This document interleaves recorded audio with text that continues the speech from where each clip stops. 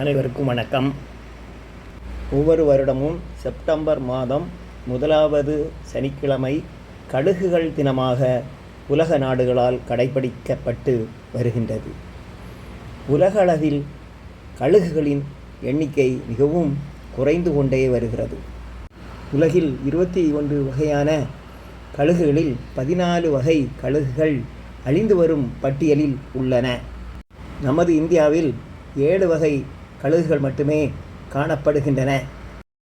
வெண் முதுகு கழுகு, மஞ்சள் முக கழுகு, செந்தலை கழுகு, கருங்கழுத்து கழுகு ஆகிய 4 வகை கழுகுகள் மட்டுமே நமது தமிழகத்தில் காணப்படுகிறது.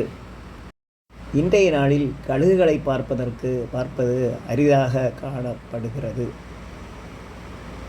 இறந்து அழுகும் பறவைகள் விலங்குகளின் உடலை உண்டு அவற்றில் இருந்து நோய்கள் பரவாமல் தடுக்கும் சிறந்த துப்புரவு பணியை கழுகுகள் மேற்கொள்கின்றன. கடந்த 30 ஆண்டுகளுக்கு முன்பு வனத்துறை கணக்கெடுப்பின்படி தமிழகத்தில் 600 கழுகுகள் இருந்தன. தற்போது அது பாதியாக குறைந்து விட்டது.